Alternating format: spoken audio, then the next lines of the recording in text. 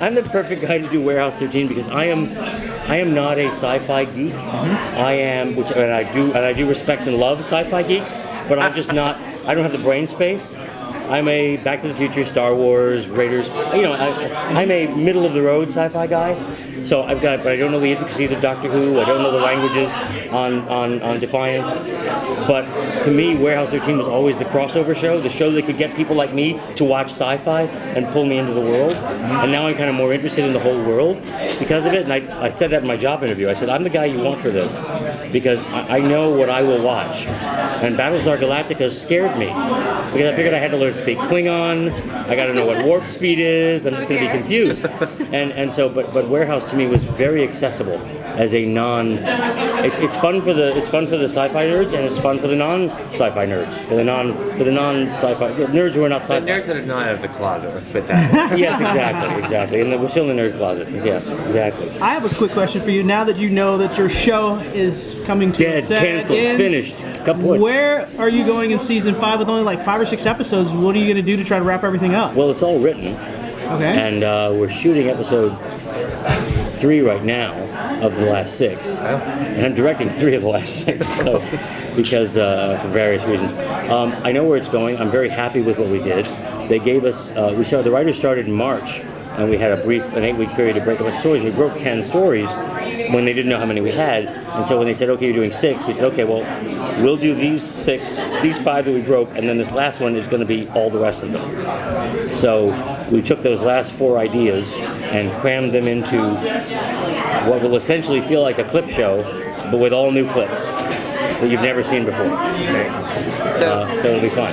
It's a fun ride, and every character gets a really fun adventure out of it, and every character gets a nice sort of a finish of a sort. Everybody, we learn something new about everybody. We learn something, and they learn something new about themselves, and we learn something new about the world, and the world continues, and it doesn't, and it's a whole bunch of things all wrapped up together. Yeah, it's really fun. I mean, you'll understand when you see it. It's sometime in 2020, but whenever it's going to air. It's going to air right after my new movie Shitsunami. I'm doing I'm pitching Shitsunami. It's a wall of Shih Tzus that overtakes San Diego. Hey, don't laugh. That'll be my next $1 billion, Shitsunami, and my lesbian drama Sheelix. Actually, that would make you $1 billion. Yeah. Like Market China really likes it. I'm telling you. So in Warehouse 13, you have managed to incorporate in every season these amazing story arcs. We got to see Wells. We got everything we got to play with. We try to do cool stuff with each character. I try to focus on the regulars. How do you bring in the mythology of like ancient Egypt? And I mean, how does that, as a creator, how does that come to it's the show? interesting. I'm not listed as creator on the show, right. So I feel silly. I feel weird saying I'm the creator, but I feel to a great extent like I birthed a lot of it. I remember first season, middle of the first season, we were in Toronto shooting, and I was up late and I couldn't get to sleep. And I thought, well, what if Warehouse? Because it was always just called Warehouse 13. There was no real mythology about it. I thought, what if it was the 13th warehouse? What if it's just warehouse number 13 and there were 12 more? How would they have gone? And it seems to me that the warehouse would have been in the most powerful empire of the time, so I got on my Wikipedia and I started finding the 12 empires that were world empires since between Alexander the Great and today. But I figured Alexander probably did the first one. He was the first sort of well-known campaigner who went around the world collecting stuff and built the first warehouse at the Library at Alexandria. And then after that, I just looked up various empires, the Mughal Empire, the Holy Roman Empire, the British Empire, and every warehouse was there for a brief period of time, so it keeps moving, it moves on. Okay. And the warehouse became a living, breathing thing then for me. It became a thing that was the lead of the show. Number 1 on the call sheet is actually Warehouse 13. And it has a personality and it has a growth. And so once the warehouse became a real living character, everybody had a relationship with it. Artie especially. Artie's kind of married to the warehouse. Artie is the husband, he's everybody's father. And I suppose Mrs. Frederick is kind of also she's the female presence of the warehouse. She is the warehouse in human form, but she's organically connected to it because the warehouse is an organic being. So it just became this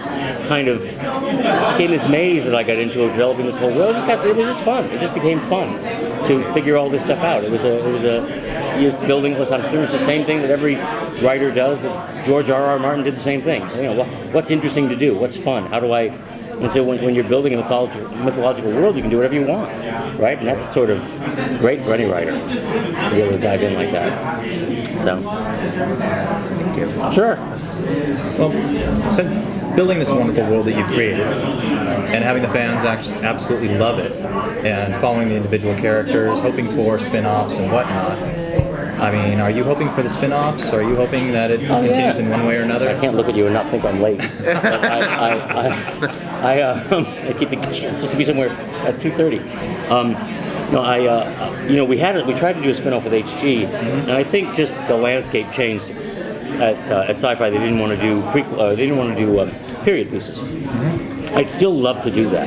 I would still love to spin off because I think, and the networks are interested in Sherlock Holmesian characters. She was basically going to be Sherlock Holmes in New York in 1895, and there was going to be a cop, an ex-New York cop who was her partner in solving crimes, and she was also going to be looking to look for where they're going to put Warehouse 13, the next warehouse. She was scouting basically, but I think. It's hard for me to think of spinning off the regulars on the show. Possibly Claudia, because she seems like she could have another life if she didn't end up caretaker, and she could move forward into a different life. It would be weird for me to see Pete or Micah or Artie do something other than Warehouse 13. I would be sad to think that they didn't finish out their lives at Warehouse 13. I could see Claudia going off and doing something else, and maybe even coming back. But I don't know how I could see the three main characters. Something about that makes me sad that they wouldn't be there. And I don't know how you spin off and they're still there. That's just the show. So we just do, which I'm happy to do. If anybody wants to continue doing Warehouse 13, I think it could go for another 5 years. I was actually, speaking of Claudia, the relationship between Claudia and Artie has, to me, kind of been a little bit of the heart of the show. And the conflict in the finale that was created between them really made me sad. So, can you hint at anything coming up in the next season? Claudia is going to find out something earth-shattering about Artie. Well, you see, We saw the finale. In the finale, more than that. Okay. Claudia found out that she has a sister, and Artie's kept it from her. Yes, we're going to learn all about that. We're going to meet the sister, and we're going to find out why she's a dangerous woman, and then how they can try to resolve that. And then, in the finale, Claudia's going to find out something even more shocking about Artie, and deepen that relationship even more. But it's just not in a way that would break them apart, in a way that will actually, at first it's shocking and then it brings them closer together. I mean, I think you're right. They are the heart of the show. They're all the heart of the show. For me, the show is about heart. The show is about love. This is about 5 people who love each other and will do anything for you. I mean, look what Pete, we're really playing what Pete did for Micah at the end of 4.5. Literally putting the world at stake to save her is the ultimate act of love, right? I mean, sacrificing himself in a way to save her, and so we want to really dig into that further, and dig into that relationship. But there's 5 great ticking hearts in this show, and we're going to work every single one of them to your last nerve in the last 6 episodes. I think every episode so far has many moments that make me laugh and several moments that make me cry so far. And the finale, I think, is going to be it's going to be wild. It's going to have something for everybody. It's got to have. I mean, it's going to be a big fancy ride. I can't wait. Okay, really geeky question. Okay. Any new artifacts that you can hint at that are going to pop up that we should look out for? Well, there's a major artifact. I mean, Ben Rabb, one of my writers, has been trying to get Hiram Abiff's setting mall into the show since season 1. And so we finally got it in. And it's a major artifact in terms of how it relates to the warehouse and what it does to the warehouse. And it's a huge... It's the episode 5 is the penultimate episode, and it's a huge player in that episode. So that's an artifact that's coming back. Apparently, what's in artifacts that we're doing an episode that takes place at a Renaissance fair. We're doing an episode that takes place in a telenovela. Okay. We're going. I'm telling you, we're going. All the stops are out in season 5. And by the way, do you own a Warehouse 13 T-shirt that? An Eddie McClintock Warehouse Yes. 13? I have several, and I got them for free. But he signed them. So